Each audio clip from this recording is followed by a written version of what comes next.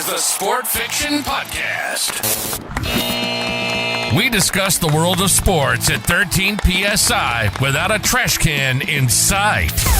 If our answers frighten you, then you should cease asking scary questions. Sport fiction is a made-up piece of literature where a sport has a specific impact on the plot or the main characters.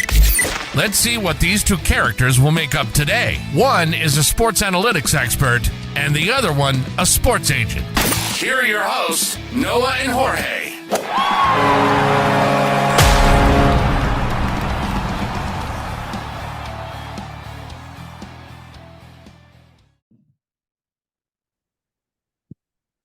Good afternoon and welcome back to the Sport Fiction Podcast. My name is Jorge.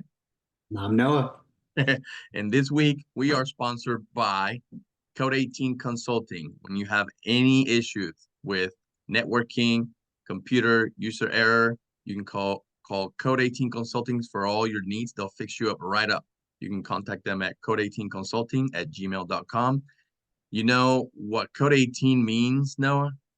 I was going to ask you, what's Code 18? So usually what they say is the biggest problem that people have with their computer is user error. And usually you're about 18 inches from your computer.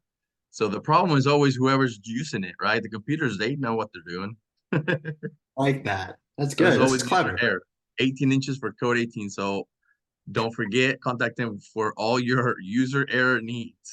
That's good. That's educational right there. I respect the name. Yep. Well, it's Super Bowl week. We're finally here. I think we're all a little excited, and or not, one end or the other. I don't think there's many people in the middle. They either are excited for seeing Taylor Swift and seeing Mahomes and seeing what's gonna happen, or they're like, my team's not in it. Why are we even playing the Super Bowl, right? Yeah. I mean, I get that, but no, it's just exciting. I mean, my biggest issue is it's just like the 2 weeks in between is just so long. And I mean, especially when your team's in it, that's like it feels like the longest 2 weeks ever. But so it was a little bit different for me last year compared to this year. But at this point, for both years, I think I'm just like I'm ready for the game at this point. I think, and I think all the players are too. It's kind of turned into more of like a circus than I think it needs to be. Well, did you watch any of the Pro Bowls festivities? Not really. I saw the highlights. Yeah. I wanted to, but I was doing something that day. That was supposed to hold you over for the 2 weeks. Flag football just doesn't do it for me. I don't know. I mean, maybe I am excited for flag football in the Olympics, but in the Pro Bowl, the Pro Bowl, the really all-star games have kind of lost their charm for one reason or another. Still a super, super big honor, but I don't know. It kind of just seems like even the players, I mean, what was Gardner Minshew was the quarterback. Players aren't showing up either. Yeah. So I don't know. It is what it is. I think it's better than what it used to be. I like the skills competition. I saw the video of Jason Kelce trying to get that 5 points, and he was determined. I don't think he ever got it. That's all he got was 5 points, huh? Yeah, I don't even know if he even got it. Funny. But I give him respect for that. But yeah, no, I think it's a good idea. I thought it was funny that Dan Orlovsky scored the highest on the skills competition for the accuracy passer. So that kind of shows you everything you need to know about how meaningful the skills competition actually is. Yeah. But what about NHL All-Star game was also last week? I that's my favorite All-Star format. I love what they do. The skills competition, it got a little bit.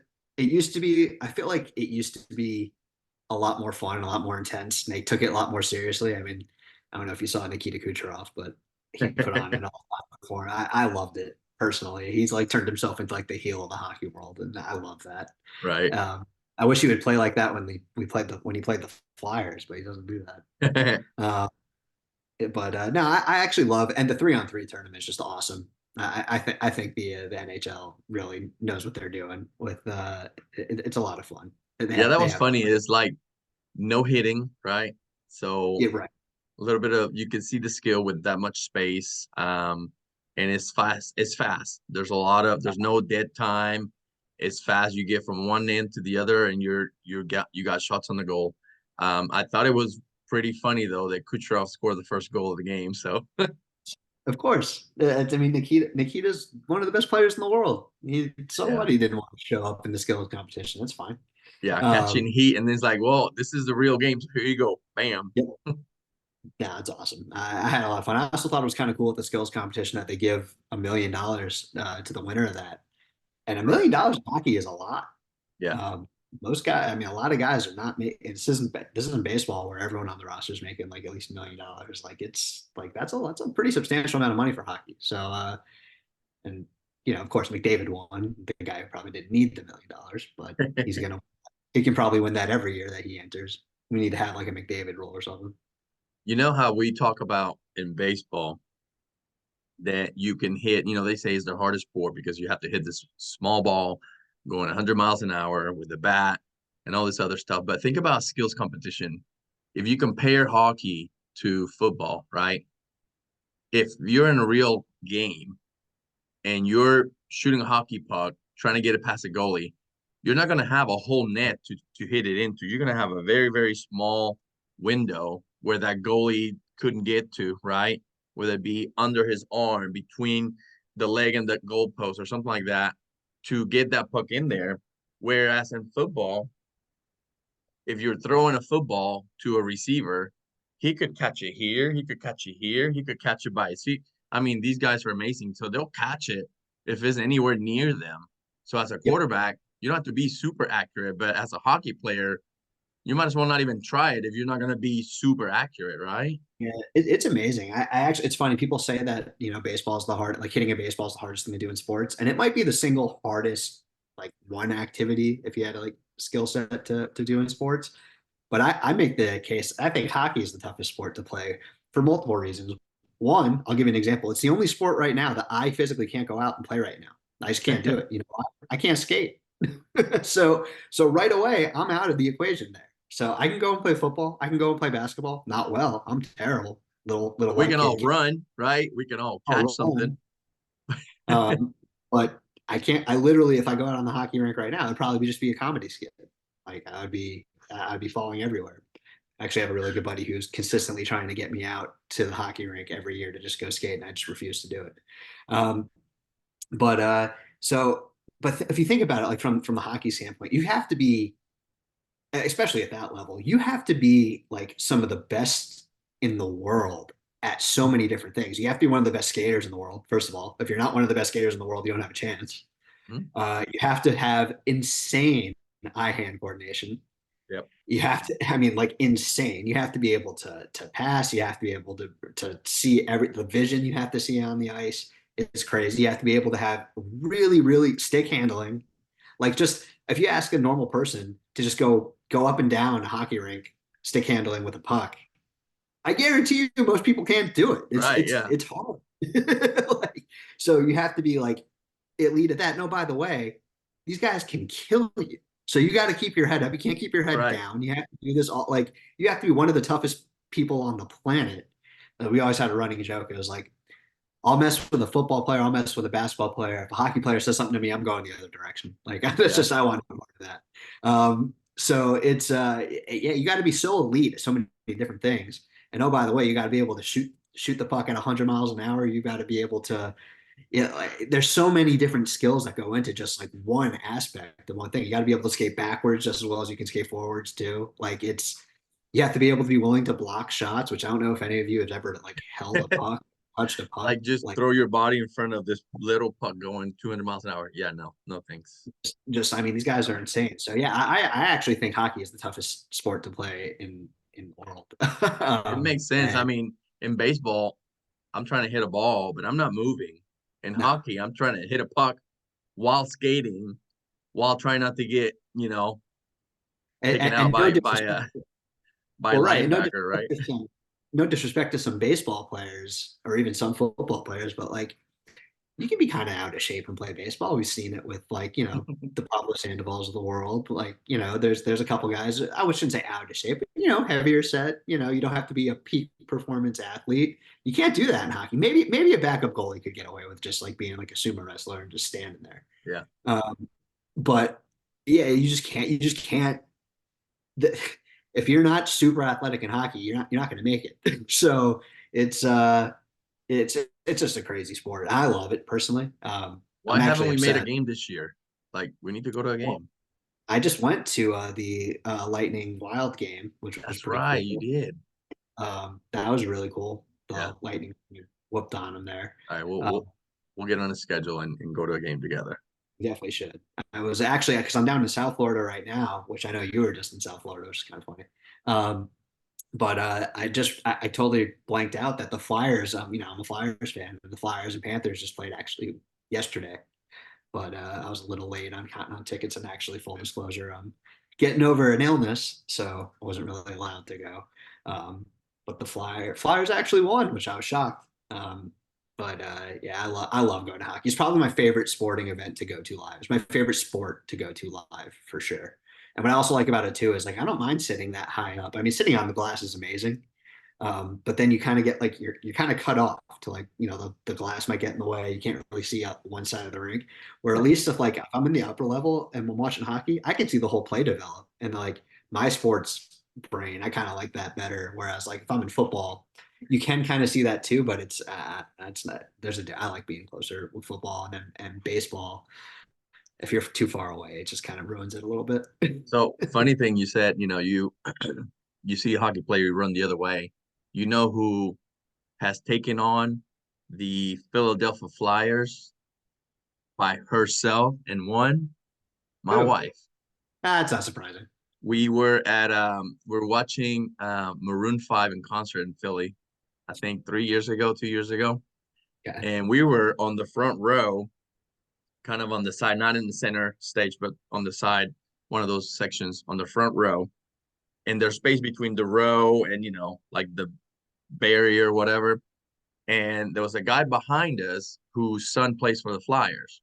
So we were chatting it up, and then he asked his son to come down, and because he wanted me to meet him and all that. And he came down. 10 minutes later, another player came down. Before you know it, there's like 10 of them, Flyers. But by then there's not enough space, so they start standing in front of us and next to us, and my wife couldn't see. And she told them off. She's like, "You need to move and go back to your seat because I didn't pay all this money to be watching the back of your head." Hey, do you remember who any of the players were? Can you say it?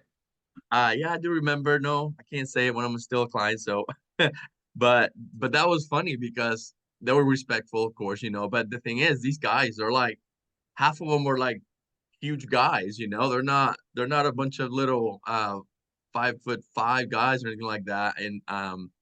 And so when they're standing in front of my wife, who is 5'3", she's like lost behind them, right? So she's like, Right. "Nah, I came all the way to Philly to watch Maroon 5, not the Philadelphia Flyers. So y'all need to go." I mean, in fairness, your wife was probably one of the people I'd want to mess with the least. Yeah, So, I almost left too. I was scared. So, but it worked out. Well, man, Super Bowl is upon us. So I know that we kind of made some picks last week, and I want to see after what has transpired this week, with Mahomes being torn apart by family issues and whatever's going on in his life and the whole Swifty thing and the distractions that happen in the week, leading to Super Bowl. Have you changed your mind about who's going to win this game? no. Um, I mean, like I said, I think it's going to be a good game. I really do. I would be Yeah, surprised if the team ran away with it. Um, I, it's funny. It's like you hear the Chiefs kind of talk about certain things, and it's like they've been there before. They almost like expected to be there, even though no right. one else did. And then you kind of hear the 49ers, and it's like, they're confident, which I'll give them credit, but I think even they will tell you they know they've gotten away with not playing the way they're capable of, and they've gotten away with it. I'll kind of compare it to how what the Eagles were doing at the beginning of the year, where they were not playing to their standard, quote unquote, um, but still had enough talent to kind of get by and win. That's not going to happen this week. They gotta play their best game of the season. Um, so it'll be interesting. But no, I'm not gonna. I told you I got my new rule. So I mean, it's gonna be it's a spoiler. Anytime Patrick Mahomes is healthy and the Chiefs are involved, I'm just gonna pick them. Um, so I'm yeah, I glad haven't that changed. both quarterbacks are healthy going in. That's one thing that you always want to make sure you have all your players healthy, and you can compete at 100%. And if you lose, you lose, right? But you don't want to go in thinking, oh, we're only 70%, and if we lose, I wonder what if. So I'm glad to see that both quarterbacks are healthy. Of course, Purdy didn't make it because he wasn't healthy at all, and his team was bounced out last year. So it should be a good game. So let's talk about then, how do you see the game going? Like, what do you expect might happen? Are we gonna have a low scoring game? We're gonna have in the 40s? What's happening this week? Yeah, I honestly don't know the over under of this game. I should have looked at that. But I would be pretty surprised if we don't see a decent amount of points being scored now. And I know they're two very good defenses. Uh, but the fact that this is going to be indoors, going to be in a controlled environment, I think that we're going to see not like absolute shootouts like we've had in the past, but I'd be pretty surprised if both teams don't put up points. I mean, they're just that good. The Chiefs haven't really faced someone like McCaffrey. It's gonna be tough. Um, hopefully everyone stays healthy. But I also think the Chiefs are playing their best football right now when they need to. And if the 49ers are going to go out of their way to try and take away Travis Kelce, I think Rashee Rice might have a very big game. Um, wouldn't be surprised if Pacheco has a better game than people are anticipating. I saw Jerick McKinnon's back. Don't be surprised if you see him make an impact in this game. Um, he's kind of an underrated player, but yeah, it's going to come down to, in my opinion, which defensive line can cause the most havoc. Um, can the 49ers, can Bosa, Chase Young, can Hargrave, can those guys do enough to disrupt Patrick Mahomes? Because if you remember when they lost in the Super Bowl, that's how the Bucs beat them. It was, their defensive line pretty much dominated. And Mahomes had to just figure out a way to make something out of nothing 9 times out of 10. And it's amazing how often he almost did it. But they're going to have to play a better game for sure. They can't have drop passes. But I expect it to kind of be almost like one of those things where I wouldn't be surprised if the 49ers come out swinging as they should. Because that's the only way to beat the Chiefs is to keep Mahomes off the field. And the 49ers have the formula to do that. They can just feed McCaffrey. They got Deebo Samuel. They've got George Kittle. I mean, like I said, talent wise, they're a better team. They got Brock Purdy. So here's one thing I saw, because when the quarterbacks are under pressure, Mahomes gets out of the pocket. He's still looking to pass, and he makes a lot of great plays with his arm outside of the pocket. Whereas looking back at Brock Purdy, the majority of his scrambling turns into runs, and he can get away from people. I mean, he'll pick the hole and really catch you looking the other way and run away from you with his legs. He has made a big difference. So I see that when they each get pressure, you're gonna see a different part of the defense tested. Yes. And I don't know how much that benefits the 49ers, because the Chiefs' run defense wasn't great, and if you add that element, that could be a potential way to exploit that defense. Well, it's actually interesting because Purdy pretty much won that game against the Lions by that big scramble at the end. Because you got to give the Lions credit; they did a really good job, but they forced Purdy to beat him one way or another, and he did. That's one thing I think that gets a little underrated in Purdy's game is he's not like a Lamar Jackson type, but he can, him and Mahomes are very similar in terms of scramble ability. I'm not going to say he's better than Mahomes, but I think people have this false sense that Brock Purdy is just like a character quarterback that you can just kind of put in. He's surrounded by, and he's definitely surrounded by some of the best talent in the world. Probably the quarterback that was most set up to succeed based on talent around him was Brock Purdy.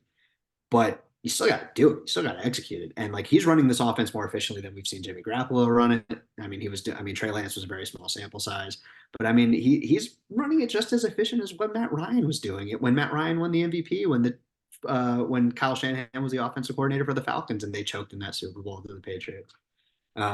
Usually we root for the underdog. Why is that not happening so much? because everyone's sick of the Chiefs. I mean, that's what it is. And I know they're an underdog, but are they like reigning Super Bowl champions, best player in the world, the best tight end in the world, and I mean Kittle's right there too. I mean those two, that's exciting. I'm excited for that. Um, even Travis said Kittle was the best tight end in the league this year, which might be a little bit of an over fabrication, but he was probably better than Travis in the regular season. Um, no, it's gonna be fun, and what I'm looking forward to it too is like what you want in the Super Bowl is a representation of like the most talent and the best teams, and we don't always get that, but I think we did get that last year, and we are getting that again this year. And it is like I said, the 49ers were the best team all year. They're the team, they are the team to beat, and that's why the Chiefs are the underdog. Why does no one want to root for the Chiefs? Partially probably because they're always in the news now with Don't say it. tight end is dating.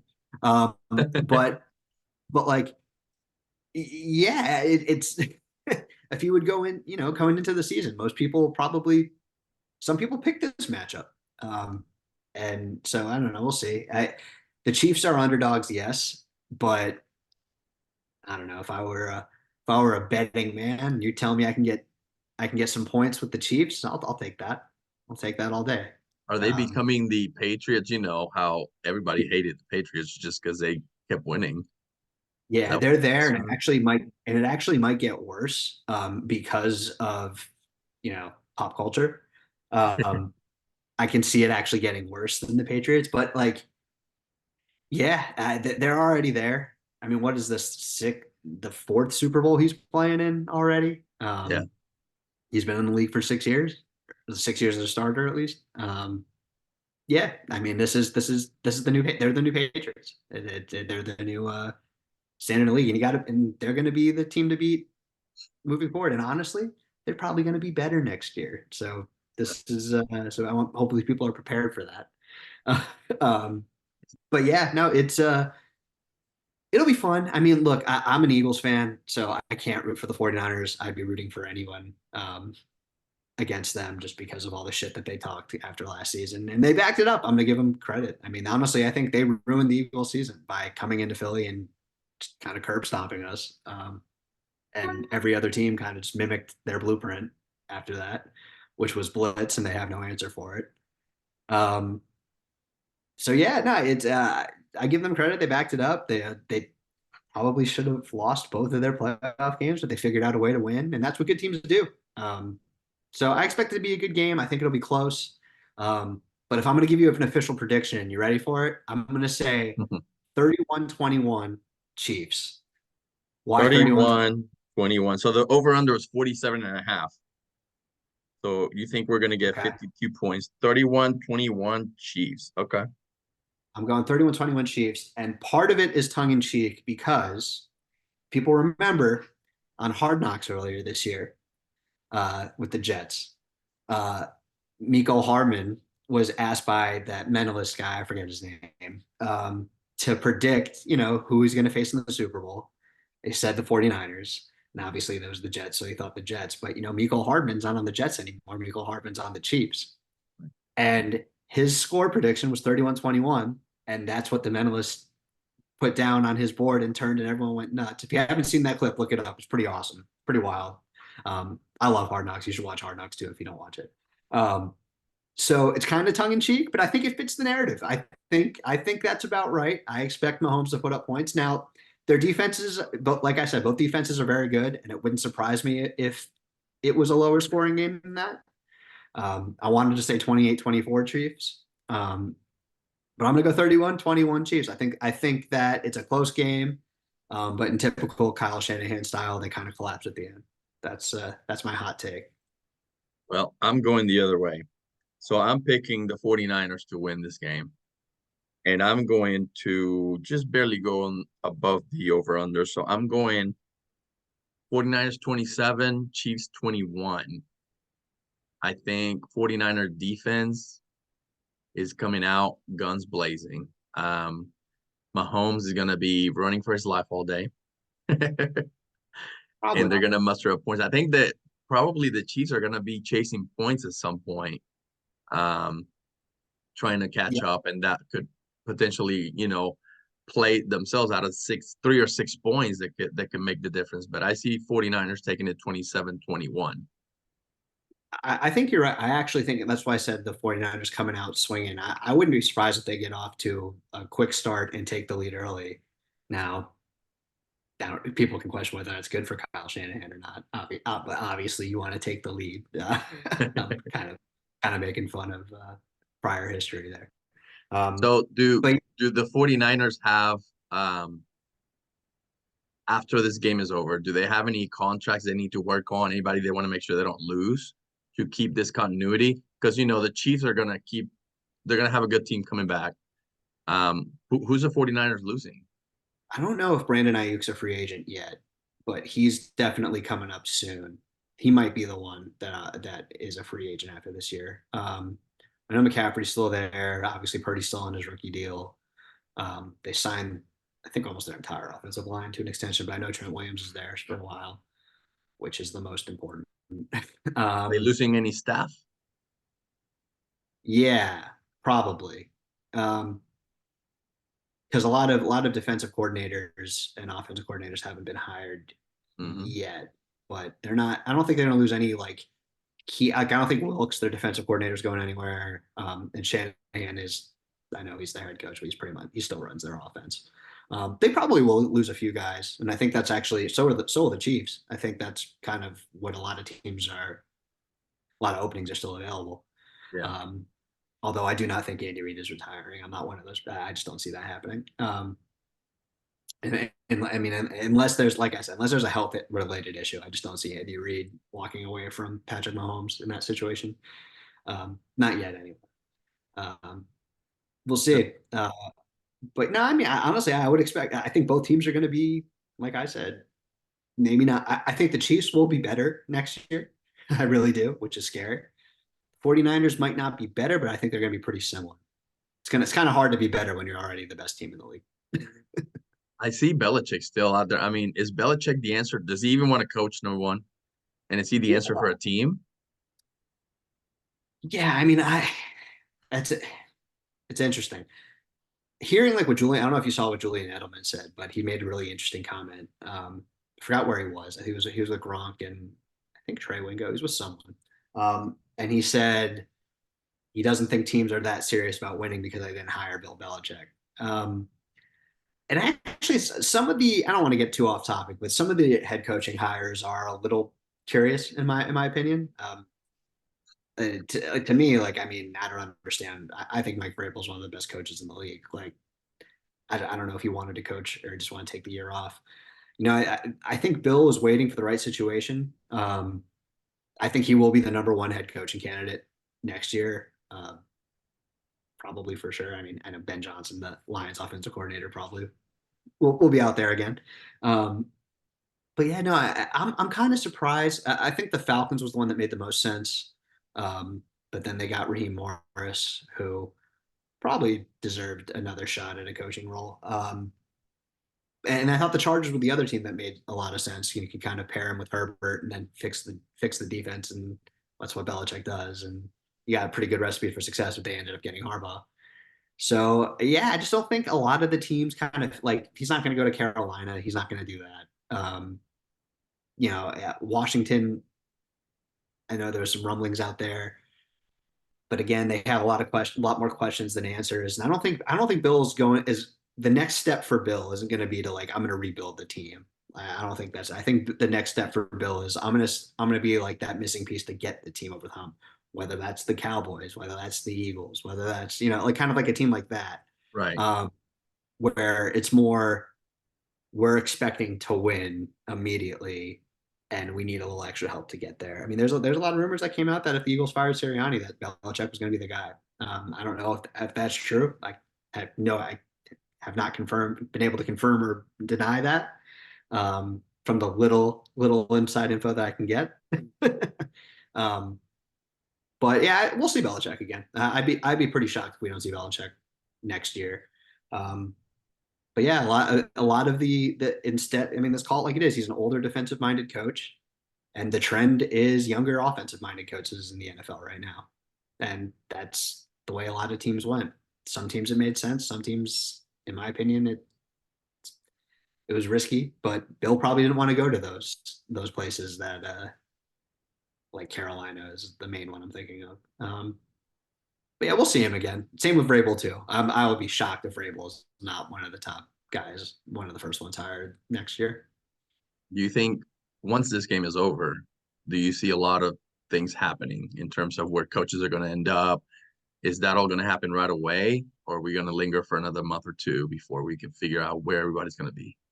No, I think it all gets settled pretty quickly.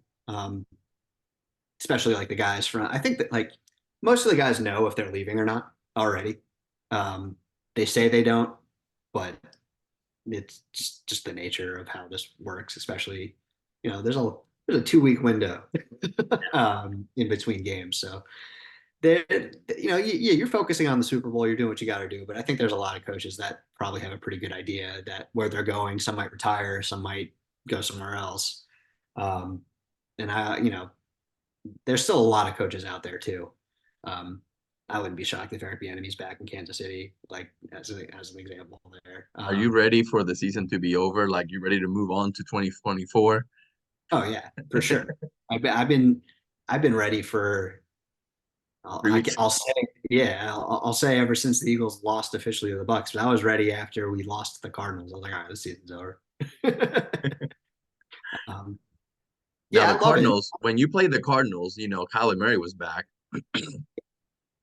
He's single-handedly beat you, but a healthy Kyler Murray, will he have an impact? I mean, next year in Arizona, you think, or Yeah, they should be pretty good next year. Or I shouldn't say pretty good. They should be better. He'll be a full year off his injury. I don't think that they're gonna. I mean, anything's on the table, I guess, but I'd be pretty shocked if they moved on from Kyler. It's also like his contract's pretty hard to move. They would have yeah, to eat a lot. they had a Um, great start 2 years ago.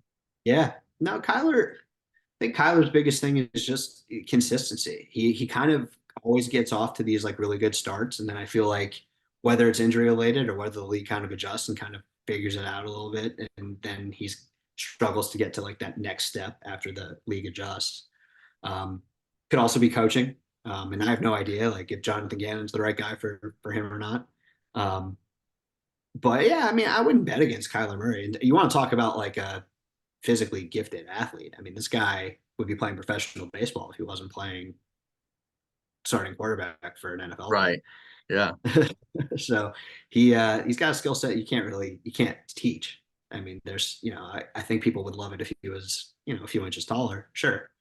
I'm right there with you, Kyler. I wish I was a few inches taller too.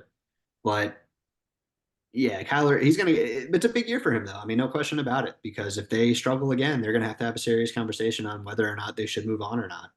Um, but I'd be pretty shocked if he's not the starter for the foreseeable future there. Do you think that high school kids now are still pursuing more than one sport like they were 15, 20 years ago? I mean, even as close as 10 years, but not many guys like Kyler. But 20 years ago, a lot of kids would come out of high school as top recruits in baseball and football and basketball for that matter. We're talking about Joe Mauer being inducted in the Hall of Fame. That dude could have played professionally any sport. Is that happening less and less now, and why? Probably the answer is yes, it's happening less and less. And the reason is because sports have gotten so specialized and I think over specialized to an extent, because it's like if you want to go to college, you want to get a good scholarship, or some guys you want to get drafted, you know, baseball, you can get drafted out of college, out of high school. You get sports specific, you get focused. There's specific training. Training has gotten so advanced that there's different training for different sports. I mean, I wasn't even like all that great, but I went to this place called Athlete's Edge, closer to Miami, and I was there. We had like D1 kids training. We were actually in the FAU locker room half the time. Like saw FAU players training. And all this was happening all in the same like facility, but like my program was for baseball was completely different than some of the other guys' programs, like what Giovanni Bernard was doing for football. And so, yeah, so it gets really specialized. And a lot of people, a lot of coaches, I mean, I had a really good friend who was a really good basketball player, stud pitcher, stud pitcher. Um, if he wasn't an idiot, would have probably at least been a minor league player. But stud pitcher, really good basketball player, but the coach wouldn't let him play basketball. He's like, "What are you doing? You go out, you tear your ACL, like you just ruined your shot at going to college because you're good at basketball, but you're not going to play D1 basketball, but you're good enough to play D1 baseball." Yeah. So there's a lot of influence there. But I think it's a mistake. I do. I really do. I think there's a reason why you see a lot of guys. Patrick Mahomes played baseball. Like a lot of guys who are like really, really good at what they do. I think you have to have like multiple. You got to build up your total skill set. Now it's okay to get specialized as become like a senior, junior in high school. It's like, okay, I'm one of the best baseball players in the country. Probably should give up football just because I love it, but I'm really good at baseball. You probably should do that. Um, but I think when you pigeonhole yourself, you're kind of putting all your eggs in one basket, and you're kind of limiting your total maximization, in my opinion, for like your athletic profile. And yeah, I think I think it's hopefully getting a little bit less. I'm starting to know a lot more people who are doing other sorts of things, even if it's not like, I know people who are like swimming now, even if it's just for like to stay in shape in the off season, like little things like that.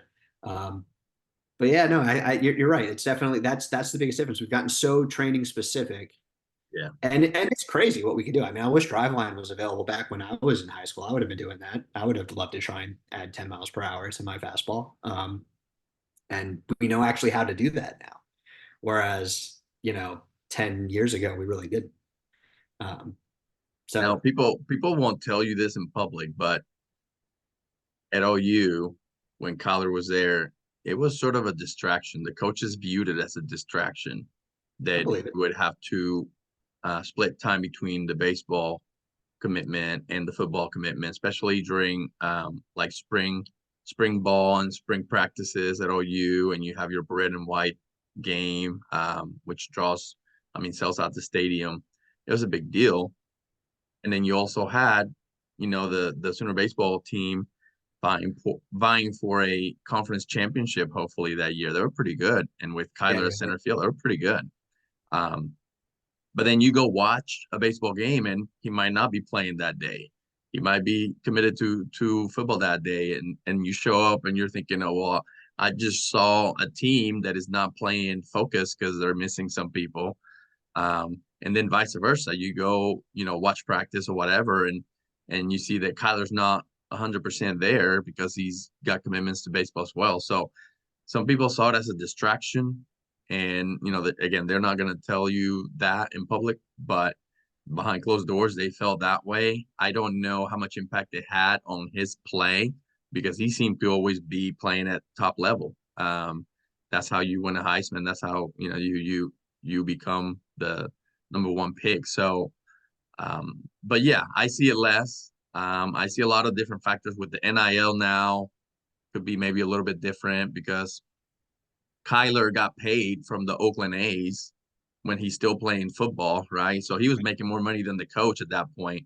Well, now a bunch of players are making more money than coaches. So it's a little bit different. They don't have to go and try and get a contract from another league to try and supplement income or anything like that anymore. And there's money in football, so you don't have to try and play the field and worry, okay, if I play both sports and maybe I get drafted higher in one than the other, then I'm going to go with that. No, you can still focus now and still make a lot of money from that focus before you even have to make a decision on what you're going to do after college. So that's what I see. It's definitely interesting, but I would reiterate to any parent or any kid that if anyone's listening to this, like play as many sports as you possibly can growing up. It's okay to get specialized as you get older, but I mean, play everything. I joke about this all the time. I wish I played golf when I was younger, because I mean, like it's a lot easier to get a golf scholarship than as a baseball scholarship. I can tell you that. So but no, I mean, it just like everything. Basketball, I mean, I can understand if parents don't want them to play tackle football. My dad didn't let me play tackle football, which was probably, looking back on it, was a very good decision. Um, but you know, play everything, maximize your skill set. Don't cut yourself short. And then if you want to get specialized, once you have a better understanding of like where your future actually might be, go for it. But don't limit yourself. And I'll even include soccer, even though that's more just glorified running. No, I'm just totally kidding. Totally kidding. That is way too much running for me. Messi, I guess Miami went somewhere to play, and Messi was hurt, and maybe Japan or Korea somewhere, and they sold out the stadium. Poor Messi couldn't get out on the field, and the crowd was not too happy about that. Feel bad for that. Football's almost over. Baseball is just getting started. We got most of the players already down, either between Florida and Arizona, already starting to train. I know pitchers and catchers don't have to report till next week sometime, but most of the athletes have already been down here, down in Florida, Yeah. practicing. What are you most excited for this season of baseball? Phillies notwithstanding. I'm just excited. I mean, there's a lot of changes here. Obviously, Otani going to the Dodgers is super interesting. But I think there's a lot of teams. There's a lot of parity in the league right now. I mean, who would have thought the Arizona Diamondbacks were going to do what they did last year? Um, I love this time of year for baseball. I'll probably go to a couple of spring training games, especially now that I live like 5 minutes away from where the Phillies are in Clearwater. Um, but I would say the thing I'm looking forward to most is just kind of like, once it's baseball season, it's almost like a normalcy of routine for me, where it's just like, okay, it's baseball and it's on. And I mean, my girlfriend probably hates it, but I know what I'm doing almost every night from 7 to 10 o'clock. I'm looking forward to one thing I'm going to promote that I'm sure they're going to do it again is the MLB Big Inning on MLB TV, which is essentially their version of the Red Zone. Man, if you haven't checked that out, it is awesome. It is like, whether you're just a casual fan, a fantasy baseball player, a bettor, it just, people's biggest complaint is the lack of action in baseball and all that stuff. That takes that right out of the equation. It is their version of Red Zone. So I'm excited to kind of sit back and kind of watch that. I think I'm excited to go to games. I love going to baseball games. Obviously, I used to work for the Rays. I know almost everyone there still. So we'll be going to a lot more games. It's exciting, man. It's like it's almost like it's like normalcy for me. It's like I kind of don't know what to do with myself. Like now that football's over, and I call it movie season. It's where I watch my movies, and all the movies I missed, all the Oscar movies, all the TV shows I need to catch up on, and then once opening day happens, which I know it's a little bit different this year because there's like that Asian series, which is a little interesting, but um, essentially once the real opening day happens when everyone's playing, that's kind of my life until October. I already started my baseball watching with the Caribbean series going on in Miami. That was fun until today, but it is what it is. Puerto Rico got bounced today by Curacao. Um, they did it to themselves. I mean, they had a chance to beat Panama 2 days ago. They had bases loaded twice with no outs and couldn't get a tying run across. So it was pretty devastating for them. But Yeah, now that program, you say, is that part of the MLB TV I believe app so. or package or Yeah. subscription? Because what do you think is going to happen with Valley Sports? I mean, I know some things are still up in the air, and who's going to show games and all that. I'm not exactly sure how it's going to work, but I do know that it is. So to answer your question, MLB Big Inning is on MLB TV. It's part of the package. Um, so if you have MLB TV, it comes with it. You don't have to do anything special to get it. Um, I think they do it every day now. They haven't announced the official schedule. Last year it was pretty much every day. Um, and it's like a window. It's not throughout the entirety of every game, but it's like I think it was like from like I don't know, maybe like 8 to 11 or something like that. Um, on most days, and then it would change if it was like earlier days, like Sundays were different. Um, But yeah, I think look, they got to figure out this whole TV deal in general for Major League Baseball. Like, I don't know what's going on with Bally Sports. Like, I don't know what's going on with all that sort of thing. But MLB made it really clear that they're not gonna they'll step up and you're gonna be able to see the games like one way or another. So I give them credit. I mean, I don't know how they're gonna work around the whole blackout thing. Yeah, how do you Um, feel about that? What are your it's the thoughts on what the blackout situation I mean, should be?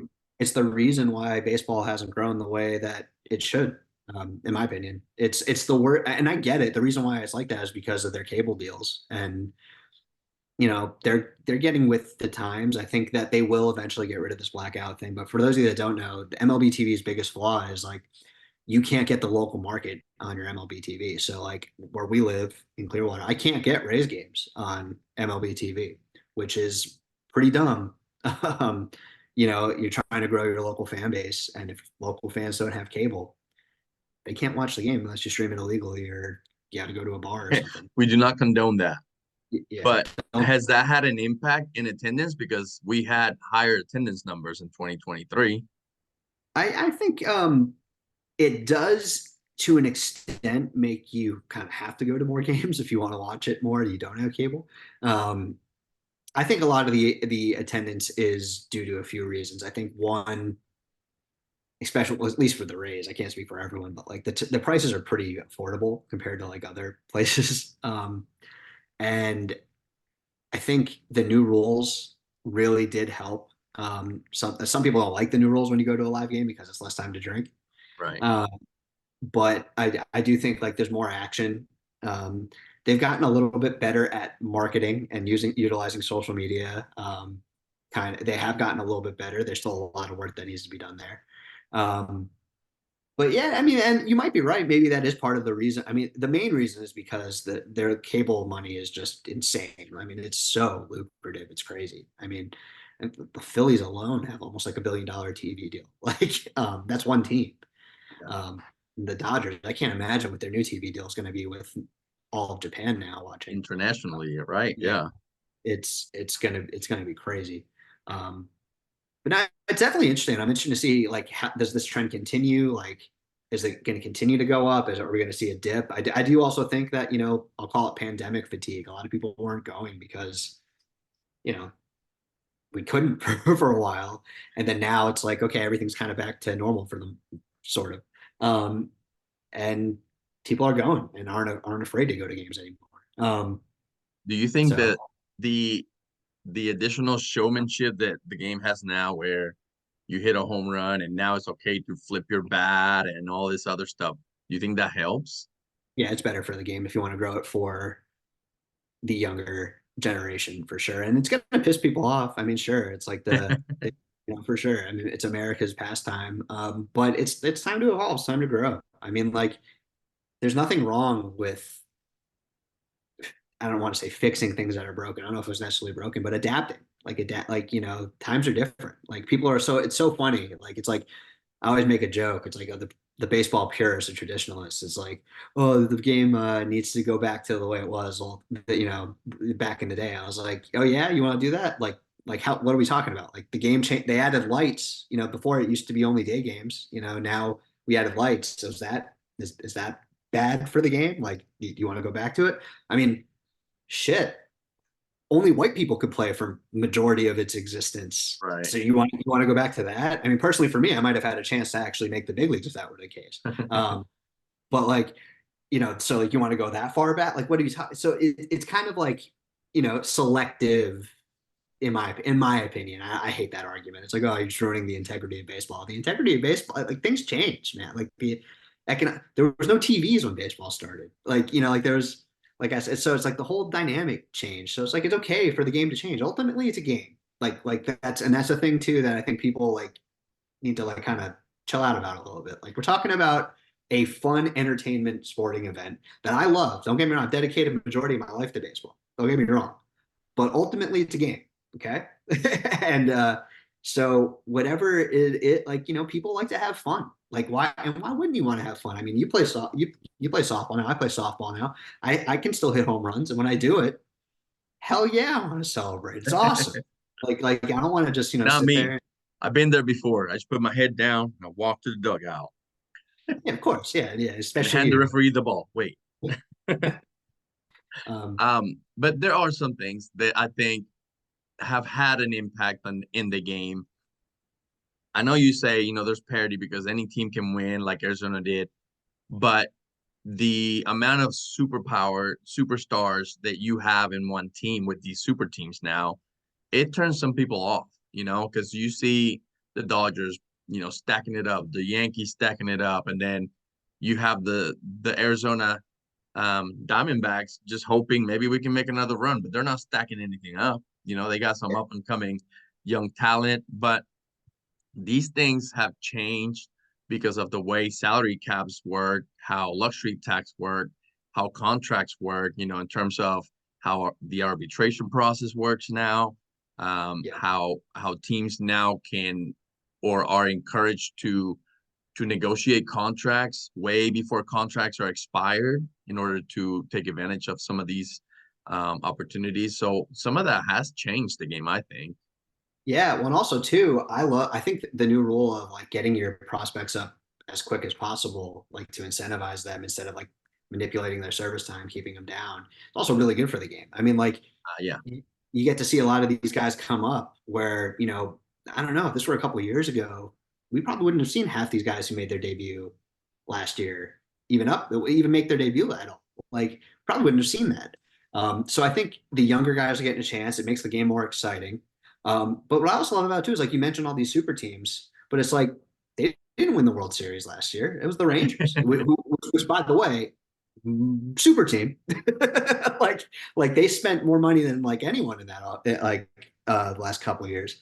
Well, now the Dodgers kind of laughed at that, but you know, but they can't. But no one expected them to do. I mean, I remember we went to the Rays Rangers game, and everyone picked the Rays to win that series, and the Rangers just embarrassed them. Like, and it was like.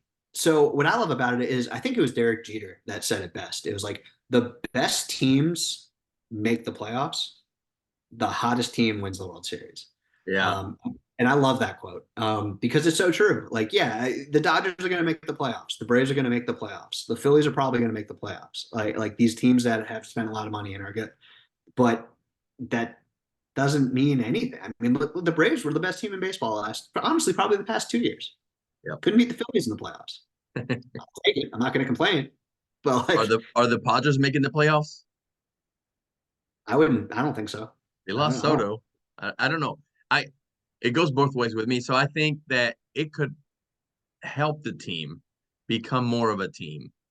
Yeah. They don't necessarily think that now they can rely on just one hitter or one arm in right field. I think that they're going to play more as a team now, mentality, and that's going to bring the best out of all the players instead of just some of them just saying, okay, well, I'm in the seventh spot for a reason. Like I don't need to get on base. Whatever it is. And if we don't produce, it's not my fault because we're paying these guys a ton of money. Now they're going to be more accountable for what they're doing and taking more ownership of the success of the team, I think. Yeah, no, it's definitely an interesting point. Money is not going to go anywhere with baseball. I think that they're always going Nor to get should paid. it. I mean, I think that is revenue being generated that needs to be trickled down to the actual asset, which is the player. So Yeah, you know where I stand on that. and I don't disagree with you. I think these guys, ultimately, you're worth what someone's willing to pay you, and you can make a case that I mean, some like I look at the money that's being spent in the NBA right now. It's like I haven't even heard of half these guys, and they're making $20 million a year. It's like that's not we're not there in baseball yet. It's also, I mean, basketball. There's a roster of like 12 people, or in baseball, it's a 40-man roster, so it's a little harder to do that. Um, but yeah, no, I think it's interesting. It's also like like the Orioles is a good example. They have all these young guys. They haven't really spent a lot of money, and I know they just sold the team. And the first thing they did after, like, not even a week after they announced the sale of the team, they just traded for Corbin Burns, one of the best pitchers in baseball. Um, that's good for the game. Like that's like it's good. You want owners to spend money. Like even like Cohen coming in for the Mets. I mean, they're still the Mets. They're still hilarious, but like, they're gonna spend money. I mean, he had to cut back a little bit, but like that's ultimately a good thing. And like, baseball, and it's actually kind of funny. It's foreshadowing one of my strikes that we'll get to. But like baseball is kind of fortunate enough to be in that one sport where your ownership really does matter more than almost any other sport because there is no salary cap. I mean, if the owner wants to put in $12 billion, if Elon Musk wants to buy the team and we'd have a $12 billion payroll, he can do that. You know, I wouldn't recommend it, but you can do that. And I respect that. And I think there is a reason why a lot of teams are very successful and why a lot of teams are consistently not very successful. And a lot of that has to do with ownership. And a lot of the people that take the blame are like the GMs and the coaches and the players. But like in reality, their hands are tied. It's not like they're not trying to make the roster better. It's like every GM is trying to make the roster better. Everyone's trying to do things, but if the ownership says no, there's just nothing you can do about it. So ownership's super important. Yeah, they have It's to have that business mentality now and that vision as a business owner, not just as a baseball whatever, like lover right. or student of the game and whatever. Like you have to have an acute business perspective as to both the now and the future of not just your baseball team on the field, but the organization as a whole, what it represents for the city, for the fans, and all that. All these things have to be accounted for. That's something that wasn't the case 30 years ago. No, Um, you didn't have to worry about social media presence. I mean, could you imagine if Dennis Rodman was around in the social media era? But yeah, no, for sure. And sometimes it's like, I mean, there's guys that are getting blackballed in the league because it's a PR nightmare. Like Trevor Bauer's not on a team, not because he's not good, because teams don't want to deal with the nightmare that would cause the PR pushback. And it's a thing. Whether or not, I mean, I personally kind of hate it to an extent, but I understand it. Like, you're representing more than I said it's a game. It is a game, but you're representing more than that. You're representing a city. You're representing. I mean, sometimes the Dodgers, you're almost representing a whole nation now. So right. it's like you gotta be smart about some of these things. And yeah, and that's the other thing. It's like with Otani's deal, like it's absurd. It's crazy. He's making an insane amount of money, but it probably isn't even close to what his actual value is when you come to the marketing side of things and Right. all that stuff. So it's like, yeah, baseball's in a really good spot. I know people are like worried that all baseball is dying. All that, and there's always going to be like tweaks, and I have my issues with the game for sure, but it's not going anywhere. And I think more big money ownership is going to continue to flow into it. And that's ultimately the best thing possible. Growing the economy by growing ownership money is not a bad thing. Do you think Trevor Bauer will play again in the U.S.? I can give you my opinion. No, I don't think he will. I don't think he will. I think he's getting blackballed. If I were the GM of a team, I would do it. Yeah. And people might hate me for that. Well, there might be somebody that gets to that position here in the next year or so, and they could feel the same way as you, and have the what do you call it, the persuasive strength to get the front office to agree to that. Yeah, and look, it's a tough situation. I don't want to get into it. Yeah. But in the court of law, you're innocent until proven guilty, right? The charges have been dropped. They've come to something. And look, I'm not a lawyer. I don't want to get into all that. We kind of let the court system play itself out. He did that. He got punished. He lost a lot of money, and now he can't. And he had to play over in Japan. But I view it like I said. If I were a general manager of a team, you're paying me to win a World Series. You're paying me to put the best product on the field. Yeah. I have an opportunity to sign. Maybe he's not an ace anymore, but he was. Don't get anything twisted. Trevor Bauer was a legitimate ace in Major League Baseball. Yeah. Probably closer to a number 3 pitcher now, but I mean, I don't know. We haven't really seen it. I mean, he did pretty well in MPB. It's hard to translate exactly what that would mean, but he's going to give you innings. He's still pretty damn good. He's probably a number 3 pitcher. And I view that as an opportunity where I can just sign this guy for nothing And he even said he would sign for a very heavily incentive. He would probably sign for league minimum and just get all Yeah, incentives. yeah, and he'll play for anybody. Yeah. So like again, I'm Eric Neander and I'm running the Tampa Bay Rays, and I get it. I mean, I get it. You're going to ruffle some feathers, but in my opinion, that might be a good news. That might be good for the Rays. True, and he doesn't Um, need to be the face of your franchise. You know what I mean? and he, Like yeah, you and got he's not. 39 other players who are 35 of them, 36 of them are not the face of your franchise either. The guy's Yeah, gonna be in there every 5 days, so it's not like you're gonna see him every day either. So I view it as an opportunity. You have an opportunity to sign someone who's probably realistically worth closer to $25 million, if not more, a year for the league minimum. And that's could be the difference between you winning a World Series or not, ultimately. Like it really you is. believe Glass now is in LA. He's projected to be the number 4 starter. Isn't that Yeah, crazy? that crazy. Yeah, That's too much. yeah. They're the I mean, I'll tell you what, for better or worse, they're going to be a lot of fun to watch. I mean, kind of line up Mookie Betts, Freddie Freeman, and Shohei Ohtani. I mean, it's gonna be fun to watch. You know, How many we'll times do they come to Tampa? I don't even remember. I Do think they they even come. come to Tampa? I don't know. I honestly haven't even gone that deep yet. Come on, man. We got to plan the next 6 months of our lives. I know. We're definitely going when the Reds come to town because I haven't seen Hunter Green in a really long time. So Oh, yeah. I wanna go. We gotta go see. We gotta go see him. Shout out to Hunter, man. That guy was. I was so fortunate when I worked for the Reds to be able to not only be with him in with the Dayton Dragons, but like we actually like they sat us in alphabetical order. So my last name's Gatzik, his last name's Green. So we sat on the plane together from spring training going to Dayton, and we just kind of he's such a cool, down to earth, humble kid. Works his ass off. Knew he was a star, but wasn't in your face about it. Humble, wanted to learn, and it's awesome to see the success. So I'm super excited for him. I definitely got to go see him. I haven't even seen him pitch live in the big leagues yet, which is I feel sorry, Hunter. But yeah, I can't wait. I can't wait to go see him. That's the only game I had, the only series I have circled on my calendar so far. When they come to Tampa, I was like, we're going to that one. When is that? July? Yeah, I think July. it, yeah, end of July, right? End of July. Okay, we'll go. They come in on a Friday, so on the weekend, um, we can go sit Randy Land and no, I'm just kidding.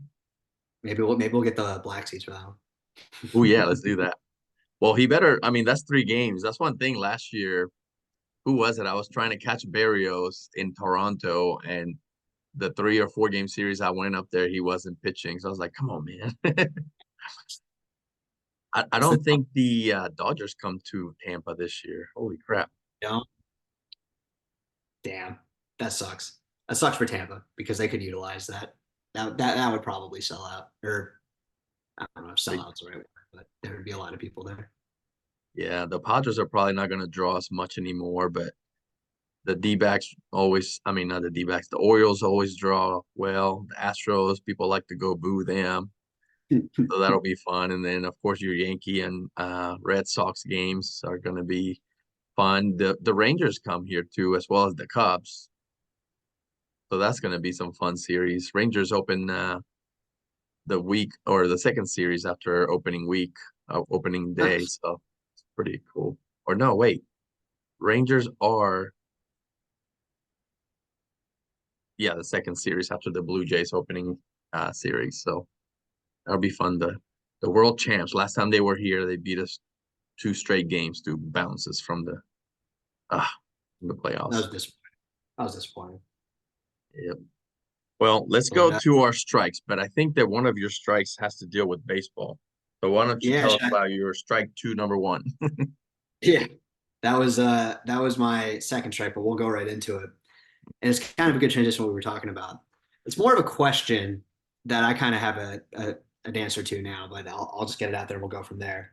Would baseball benefit if they implemented a salary cap and salary floor system similar to what other sports have? Since it's the only major sport that doesn't have a salary cap, um, would it benefit from doing that? And historically, my answer was always no. I love that baseball didn't have a salary cap.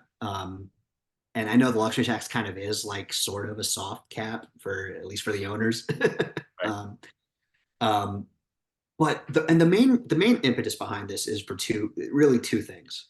One, I really hate how boring the baseball offseason has become. And it's the baseball offseason is so long that like it just to me it's missing the mark where it's like, like we talked about previously, the NFL offseason, the NBA offseason, even NHL, like all of them, as soon as that first week of free agency opens, it's bam, bam, bam, bam, bam. I mean, a lot of times we know these guys are signing before it even actually officially opens. Um, and that's because, like you said, it's like, when you're filling a salary cap, you got to sign your big guys first because it's easier to fit the smaller pieces around it. Whereas if you sign a bunch of smaller guys, there's no more money left to sign the bigger guys. So it incentivized moving the offseason quickly. Um, that's one of the big reasons why I kind of think it would benefit them a little bit. I also think a salaried floor would benefit them because it would force some teams, even if they're not realistically trying to compete, it would still force them to make some moves to either or one, pay their guys, pay younger guys quicker. They got to spend it, got to hit a certain, whether it's 40 million, whatever it is. But it would also be like, okay, well, we're not competing, but we still have these guys available in free agency that we can maybe sign for, 10, $15 million, help us get to that for like a year, maybe two. But the idea of like, okay, if we're not competing, we can still flip them. I don't know, it just kind of promotes movement. And it kind of, to me, will help equalize like when the $28 million payroll of the Oakland Athletics go up against $400 million of the Dodgers. It's kind of like, it really is not the same sport we're talking about at that point. You Right. know what I'm saying? Yeah. Uh, so I don't know. Like I've been historically against this my entire life. I think I'm actually for it now, but I'm curious to get your take on it. So I get it. It could help. You could potentially see more parity in terms of the star power amongst teams, and then you can get excited for every team coming in town because they all are going to have one great player, right? That everybody's looking to watch because they're not all on the same team anymore. But that's the old way of thinking when revenue wasn't what it is today. Okay. Because what happens now is if let's say you do have a cap, but there's all this money being generated and you can't give it to the players who are generating the money. The owners are going to become the ones benefiting from it and from all the efforts and endeavors of these players. So it wouldn't be fair, in my opinion, for that to be the case. And even if what's happening is you pay a few players way too much, it still will trickle down because with time of service and other opportunities, some of these players ultimately do end up making more money in their careers than they would have. By far. I mean, like a lot more money than they would have otherwise. Even if they're not the number one paid player or the number two paid player, they still make considerably more money. So because of that alone, I don't think that a cap would be appropriate in this sport at all. It would just be unfair to the revenue share, Yeah. that exists. And then if you are coming out of college to play baseball and those were the rules, and you know that the potential could be higher somewhere else, maybe you're not as focused in baseball anymore.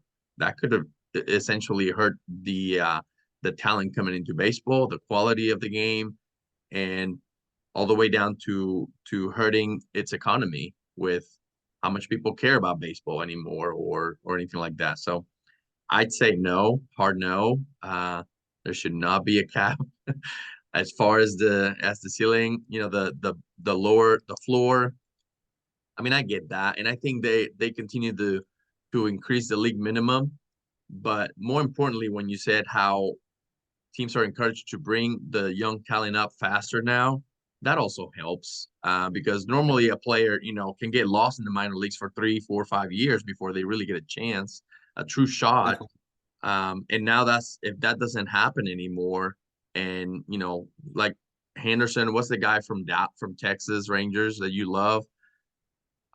Made an impact right away, getting paid, getting major league money right away. Start the clock for his arbitration Evan Carter. eligibility.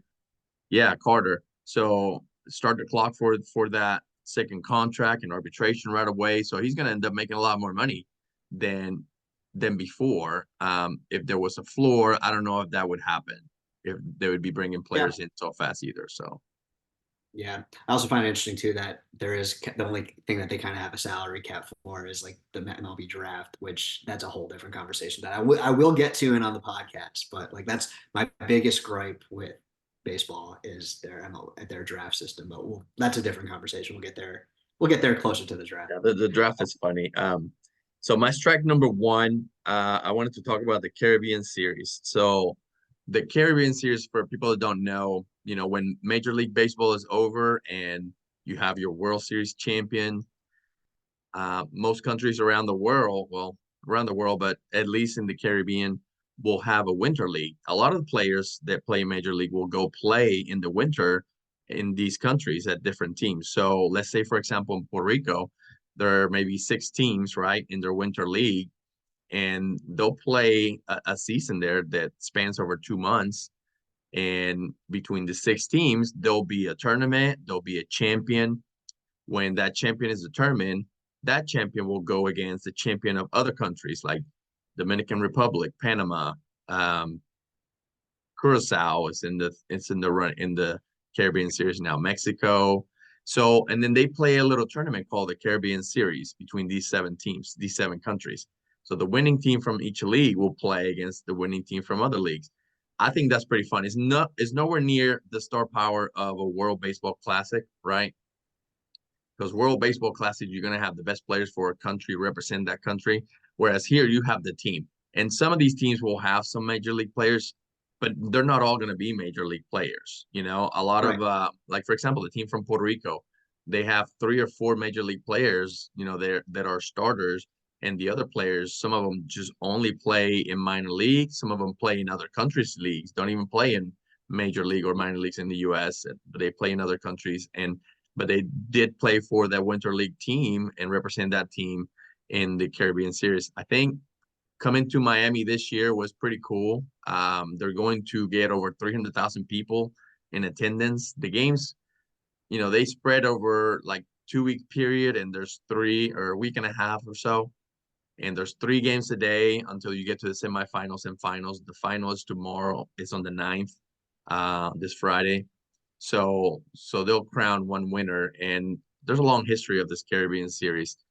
I think that this is good for the game, and now coming to Lone Depot again for I think the second time or third time is bringing more awareness to the fact that baseball is year round. It stops here when the World Series is over, but it continues elsewhere for those that are looking to watch baseball. Do you think that this has an impact in the game too, with the introduction of World Baseball Classic, the Caribbean Series being played on U.S. soil? How does that affect, what the kids are seeing now and the interest in baseball? Well, I hope from the public perception, like I think it is good for the game, especially for the people who are fortunate enough to go. You can experience a game like that in that atmosphere. I mean, obviously, I wasn't there with you this time, but I mean, yeah, I went to the World Baseball Classic a few years ago, Dominican Republic versus Puerto Rico, and that was like the most memorable experience I've ever had. I mean, it was crazy. Like it was like a soccer atmosphere, Right. essentially. The entire time, like it was relentless, it was awesome. I mean, the Vuvuzelas got a little annoying, I'll be honest. But outside of that, it was really awesome. Yeah, and it's funny too because it's like you want to talk about growing the game, watch them play, and you want to talk about guys having fun. Like that is like for the love of the game, in my opinion. And a lot of times you'll see like I don't know if they were there this year. Like I know like Aaron Altera, who used to play for the Phillies, was on one of the teams. Um, so a lot of like former big leaguers or like guys who maybe aren't like really good enough to stay in the big leagues for that long wanted to Yeah. play there. But I think it's the more baseball you can make, the more you can make any sport a year-round spectacle, the better. That's why I mean, football's trying to do it with the XFL and the USFL merging and like trying to make it a year-round thing for the sport of football. It's look, it's not going to be the best baseball you ever see, but it's baseball. And if you love baseball, you should watch it. And I think Major League Baseball needs to do a better job at getting that available. There is some Caribbean Series video available for sure. Actually, like the Dominican winter leagues are some of like the craziest baseball you'll see. Yeah, like I mean, I don't know how much I can get into it, but like I know when we've had meetings with teams, I mean, almost all of them are there. All of them have some representation Yeah. in those winter leagues. So it's like the teams are notice of them. Like the people keep track of that. And I mean, not to sound like an asshole, but I wouldn't be surprised if you see Wander Franco there pretty soon. um, like I think it is good for the game. And if you're a big baseball fan and you don't know much about it, do some research and look into it. It'll hold you over. It'll hold your interest. It's ultimately baseball, and it's still, you know, it's a lot of fun. But the atmosphere is to me something that has always brought it back to something that was like memorable when I watched the difference between historically like what Major League Baseball was and then like what the Caribbean Series style um, baseball really is. And like to me that always stood out to me as like this is good for the game. If you the more you watch it, the more you realize it. Like and the more everyone can get to it. It's not just for you know people who live in Puerto Rico, people who live in like certain areas. It's for everyone. It's for Right. everyone. So like It definitely yeah, is a different game because if you notice, there were very, very few home runs hit in these games. Puerto Rico, I think, hit one home run the entire series. They played 7 games, 6 games, and one home run. Runs are being produced. I mean, don't get me wrong, like there's some high scoring games. I think the other night Puerto Rico lost like 9-7. So so there's a lot of stuff going on, but you can see the purity of the game where it's run producing. You have a lot of bunts going on, bunting yeah. for hits, moving runners over, stealing bases, doing all the little things. So it's not all about trying to just hit home runs like Home we're runs, used walks. to, watching. Yeah. Yeah, So no, it's a different style. It's a good style. But honestly, I think Major League Baseball would benefit to go not fully embrace their style, but to add a little bit more of that back into the game. Really do. I think that would be beneficial to the game. But I love it. I love the Caribbean series. I'm kind of upset I didn't go with you. well, it's all over for me. I don't want to go anymore. Yeah. All right, strike two. What's your strike two? All right, I'll go to my strike two, which I'm out of order here, so let's see which one I want to do this. Yeah, okay, I'll do it. It's kind of a good transition, sort of, to what we were talking about. Why is the NFL the only major sport where contracts are not fully guaranteed? I really don't understand. And I get it because it was kind of like they got away with it for so long. But like I'll give you an example. I sign you to a 10-year, $100 million contract. Just pretend. But in reality, I'm only guaranteeing you $10 million. So in reality, it's really only a 1-year, $10 million deal, and then I can cut you or restructure you do with for like that. That's all. That's the only thing that matters, the guaranteed money. Why is football the most violent sport that exists? The one that probably should have the most guaranteed contract, the one that makes more money than anybody, by the way, more revenue than anyone. Why is that the sport that doesn't have fully guaranteed contracts? It bothers me, and I think it's criminal, and I think it's wrong. So I'm curious your take on that. I mean, you can have your opinions. I'll tell you why that's the case is the Players Association and Union. Okay. Simple as that. The baseball union is the strongest union in the world. Okay.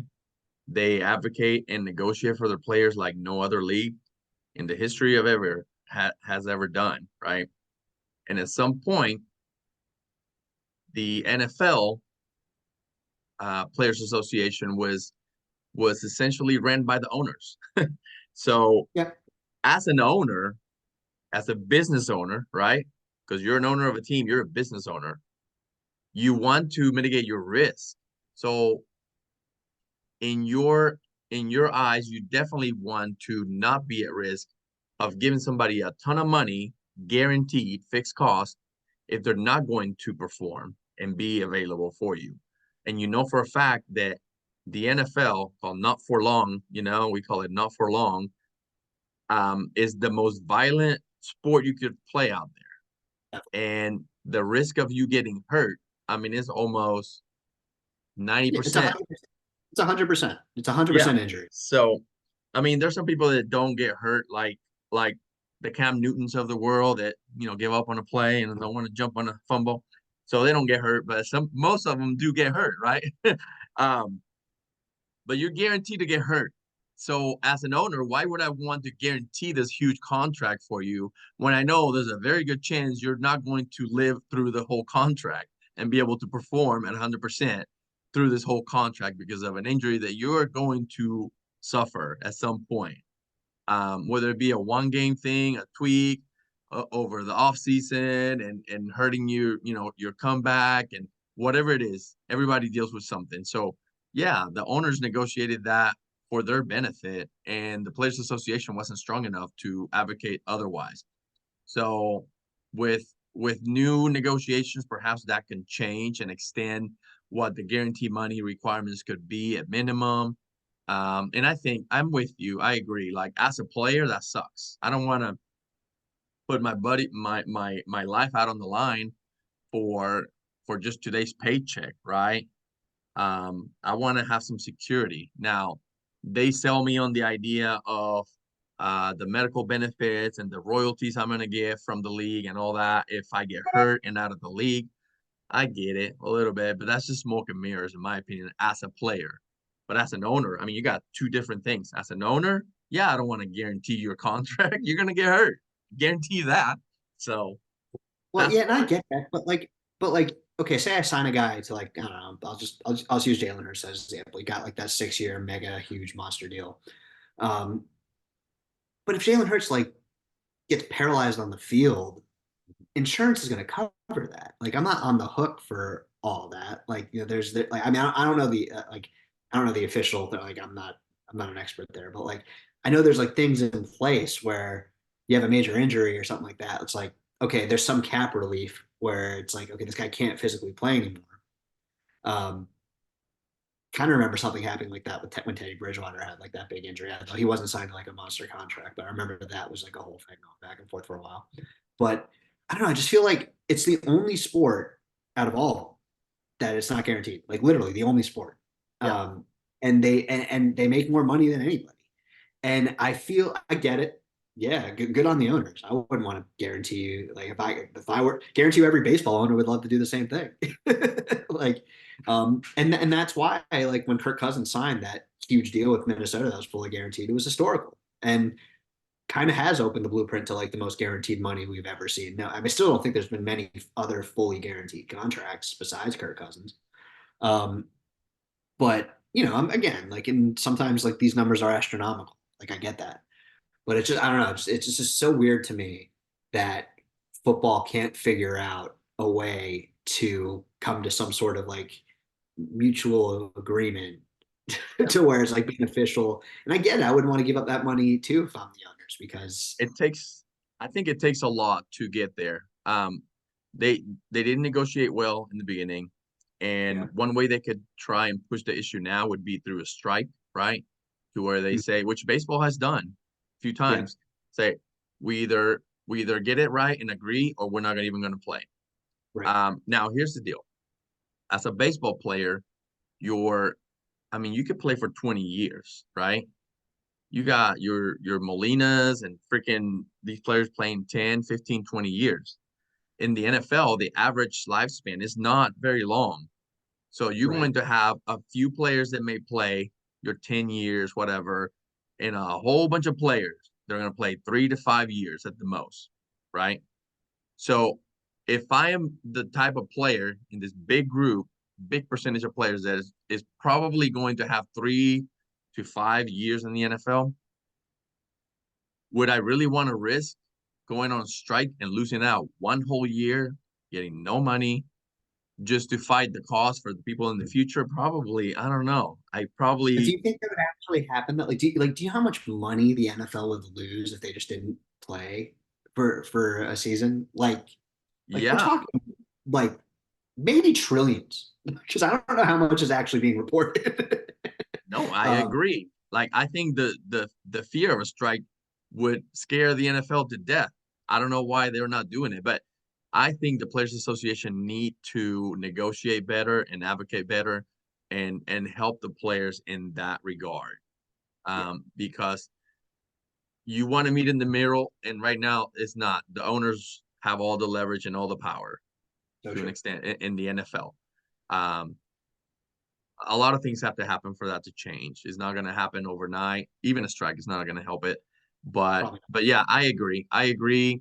But that's why, because Yeah. Oh, if the it if makes the sense. if the baseball union and the Players Association from baseball were negotiating here, we would have guaranteed contracts already. I don't know how Yeah. they do it, but they're very powerful and persuasive. So Fortunately, so is the MLB umpires union, unfortunately. So we can't yeah. get rid of this shitty one. All right, I'm gonna go to my strike two. So with the NFL, um, considering that they make the most money in the world, of any league and don't guarantee any contracts, how come the tickets to watch a Super Bowl are so expensive now? And then you have whole um this whole overpriced scenario from you can only fit so many people in the stadium now. And with the demand and the availability of buying a ticket online with the click of a button, now you have more and more people wanting to go. Like you said, NFL is very popular. They continue to grow their revenue. More people want to watch it. More people want to be part of it. So now the average fan is priced out of an NFL game. Um, I don't know if a way to fix that would be to allocate tickets to the team more than they do now. Like, I don't know if you know, they allocate, I think, 15% of tickets to the teams I and do not. divide them up to them, like 7% to each team.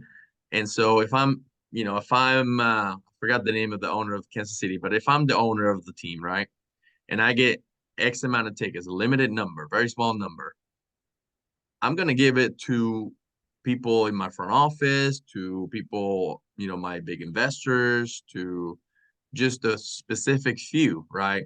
There's not going to be Yeah. any left for season ticket holders to go on a lottery and try and get some. There's not going to be enough of that going on. Yeah. So I don't know. I think maybe the NFL should consider maybe giving more than that allocation to the teams that are going to the Super Bowl and allow the people that support that team to be the ones in attendance. I get it. The tickets are not. I mean, the tickets are expensive in the secondary market. Let's not be. They're expensive on face value too, but mostly it's all the secondary market. So all this money is not Right. being made by the venue selling tickets. It's made by Ticketmaster, secondary market, TickPick, SeatGeek, StubHub. They're the ones making all this freaking money now, right? And of course, the people selling, who for the most part are selling because they never intended to go to the game. They bought the tickets to sell them and make money.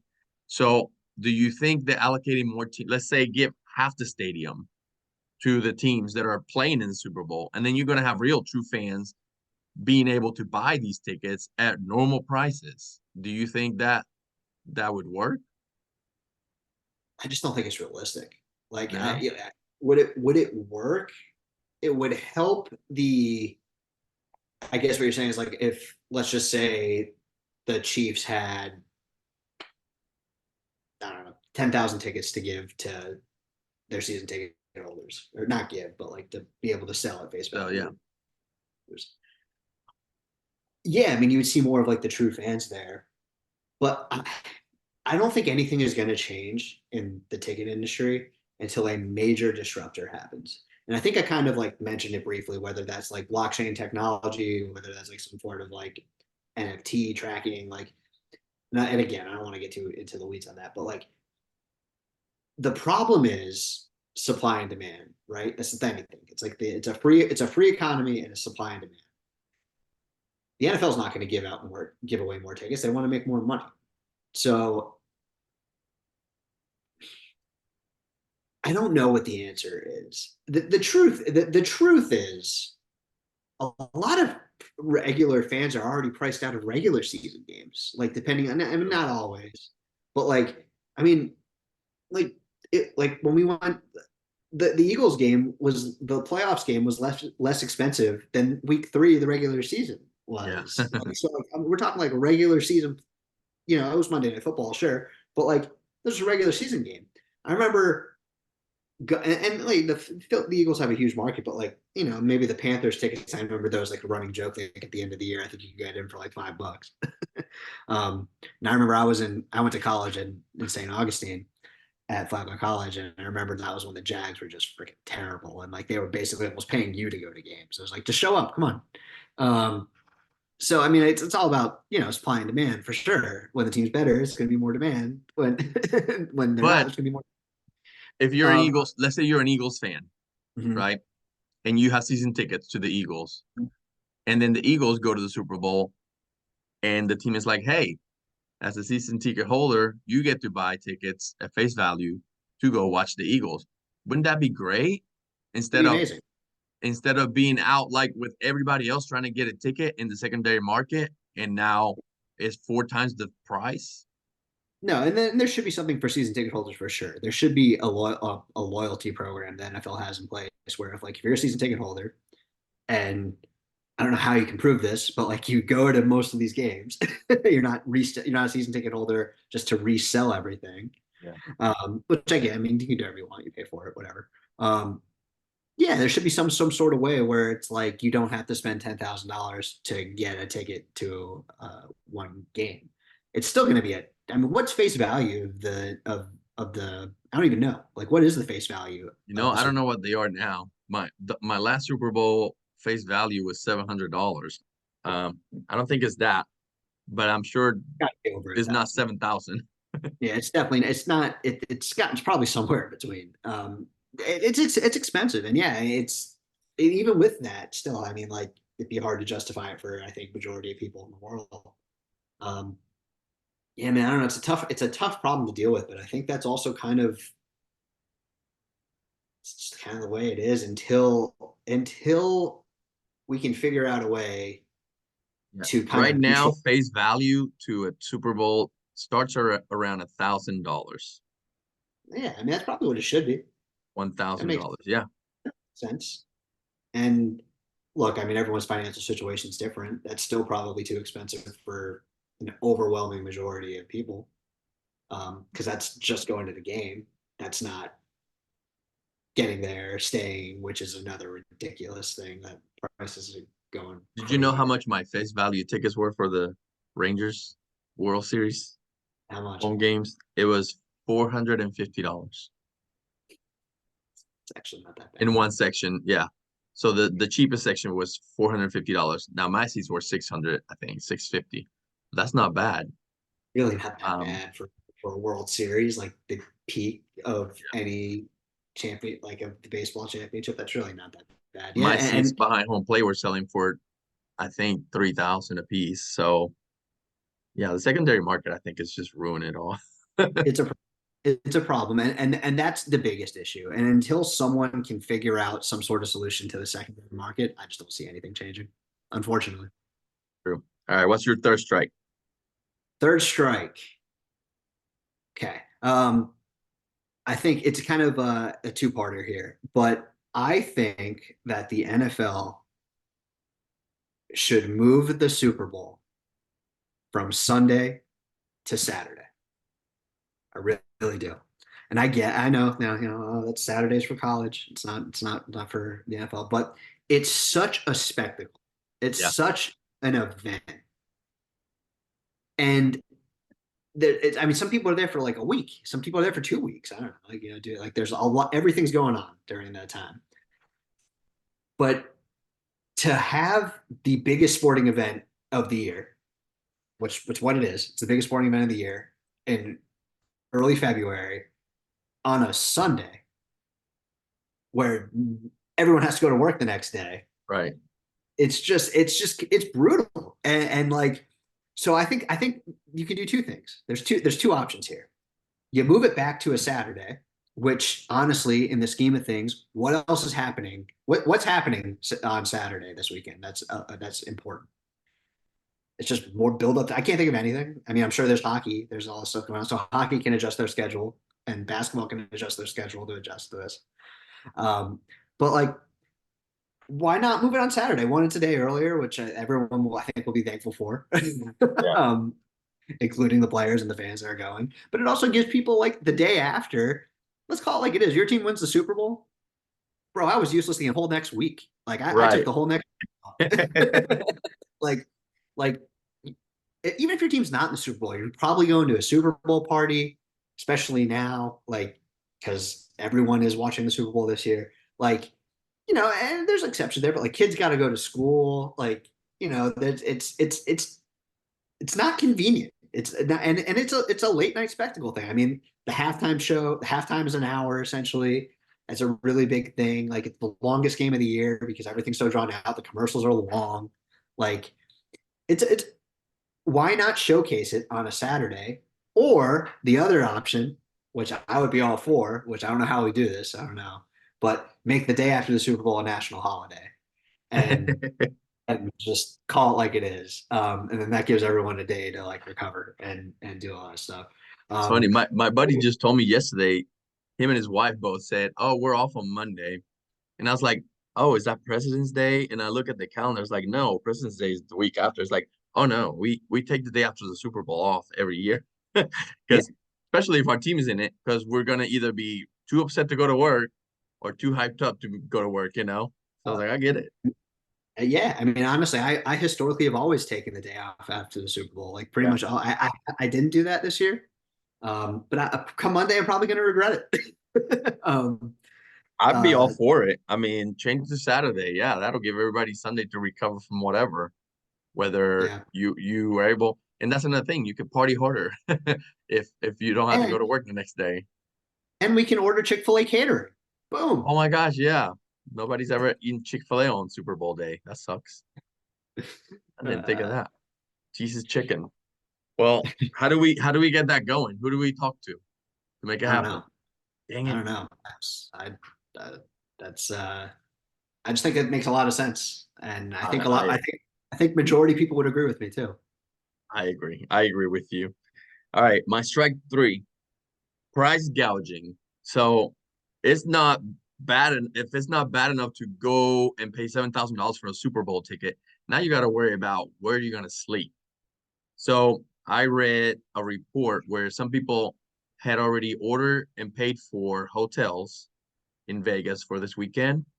And when they showed up, they told them, "Oh, your room is no longer available. You have two options. You can either go to one of our sister hotels way down the street, downtown, or we'll just cancel your reservation, give you your money back."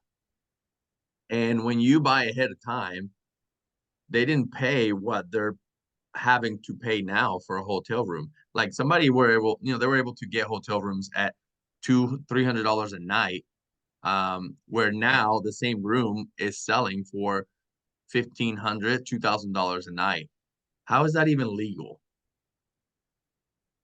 Shouldn't be. And if that happened to me, I would threaten a lawsuit like crazy. Well, I don't know if I have any lawyer friends that can do anything in Vegas.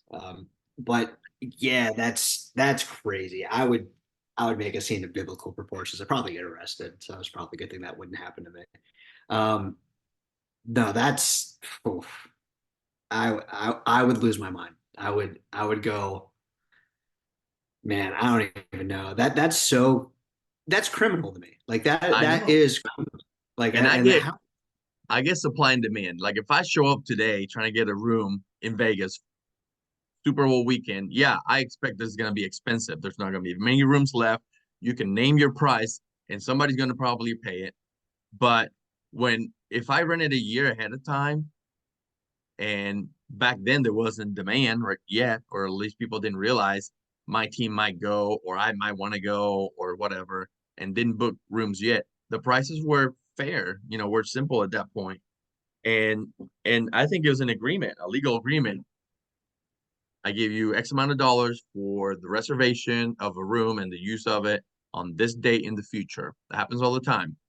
Right. I don't know how you can do that and just bait and switch and say, oh, I'm gonna just your room's no longer available. Here's your money, and then good luck. I think so. That Yeah. happens to me once with the World Series ticket where I bought it on eBay, like 3 months ahead of time or 2 months ahead of time. I remember I paid $400 for the tickets or $500 for 2 tickets. My team, I didn't even know if they were going to make the playoffs. Well, Right. I'm assuming that I bought these tickets. If they become available, I'll get my tickets. I'll go to the World Series. Come World Series time, the eBay seller simply refunded my money and did not, and then resold the tickets for a higher price. It sounds like that's what these hotels are doing. I had no recourse against that seller. I hope Yeah. that whoever is going through this can make a big deal out of it and get a lot more money from these hotels than they're making from your from ruining your vacation and doing this to you. And there's got to be something in the fine print somewhere that like says like we have the right to like revoke and resell your ticket or something, or your room. Like there's got to be some bullshit in there somewhere because like I don't understand how that's legal. Yeah. That doesn't seem legal to me. I know I guess it's not technically a binding contract, but I don't know, man. They need to find the That's right lawyer. yeah. When Super Bowl in Dallas happened against the Steelers versus the Packers, and they didn't finish the seats in time, and there was like I don't know 1,000 or 2,000 people that didn't have seats that they paid for. The league tried to make amends and fix it all. Jerry gave them standing room only and obstructive view seats, so at least they got to see the game. They gave them their money back. They gave them tickets to future Super Bowl. Some people got lawyers, and I think 7 or 8 people got awarded $80,000 from their losses, of what happened there. I hope that these people can find an attorney that will really make these hotels pay because it's just For ridiculous that they can do that. yeah, that's insane. Actually, that angers me. It really does. It's just that's criminal. I mean, that is the definition of criminal in my opinion. That's crazy. I don't know. I'm upset now. You ruined my day. I'm just kidding. Criminality. All right, well that does it for us. I'm gonna go into the last portion of our show. This is where we're going to guess the player. So I'm gonna give you some information on a player, and you're going Okay. to have to by this limited information figure out who do you think this player is. Okay. We're going football today, NFL Well, okay. football. Don't So go this don't go too far back. Don't go too far back, please. it won't be too far back. So let's say this guy was drafted in 2000, so 24 years ago. Is that too far for you? No, I can make that work. All right, good deal. So he came out of, I'll tell you first that he came out of Florida State and was drafted by the Raiders. The dude is 6'1", 260 pounds. Okay. And I think he was All-American. 6'1", 260, you said? 6'1", 260. Okay. Damn. Now, back then, I mean, this is back when Florida State was stacked. I mean, they were sending 8 and 10 players into the NFL every year, huh? So good luck with that. Let's say he played for, I'll tell you how many years he played for Anymore. in the NFL. So I don't think he plays anymore in the NFL, but he went to the Pro Bowl in 2011. So Pro Bowl 2011 Wow. Okay. for the Raiders. Oh, Now, he did not finish his career with the Raiders. He finished his career with the Seahawks in 2018. So he played for 8 years or 18 years. Did still not know. linebacker? Not a linebacker. Not a linebacker. But see what I'm saying? Like, this is an anomaly. The dude played in the NFL for 18 years. Not a I lot of should those. know. Huh? I should know. Wait a minute. Sebastian Janikowski. That's what gave it away, huh? because he didn't Boom. die in the course of 18 years. Yep, There. Janikowski. So I think when I told you 260, you're probably thinking, okay, is this a linebacker, a lineman? What is this? Not a receiver. Yeah, I had no idea what position this guy was playing. I was like, damn, 6'1", 260. Like that linebacker was the only thing I could think of. Um, that's Yeah, a good one. you don't seem like that anymore, Janikowski. So yeah, I guess they won they lost to Oklahoma that year in the BCS National Championship game down in Florida. Wait, was that one in Florida? The Orange Bowl, yeah. Yeah. At the Orange Bowl. I didn't make that game. I was so mad. And then I went to two other championships that OU lost. So maybe that was the bad luck. But yeah, That was a good one. Yeah, it was the 18 years. You're like, 18 years? Who the hell right. plays for 18 years? The kickers, because you can't touch them. Cheating. Yeah. Well, That man, was a that good one. does it. That does it for us. I appreciate your time today. I hope you start getting better. We're gonna figure out what happens this weekend with the Super Bowl, and we're gonna talk about it. So you went for 52 points. I went for 48, and we're on opposite sides of what happens. I think we should bet a pizza or something. So I think the Let's loser do will it. buy pizza next week. Let's do it. And I'm next in. week, we're Pizza. going to talk about the winners. We're going to talk about what's to come after the Super Bowl. And it should be a fun next few months with baseball right around the corner. Oh, Well, yeah. you got anything else to add? Nah, man. So I'm enjoying this. Hopefully, people are enjoying it. I look forward to this every week. I think I might need to get a new laptop so we can actually use the app we want to use it on. Yeah, we have to do that. We'll get it figured out. Well, that does it for us from me, Jorge. Noah. We'll see you next week. You can find us on your favorite podcast app, Spotify or Apple Podcasts, on our YouTube channel, The Sport Fiction, or our website, www.thesportfiction.com. Have a great day. Have a good one.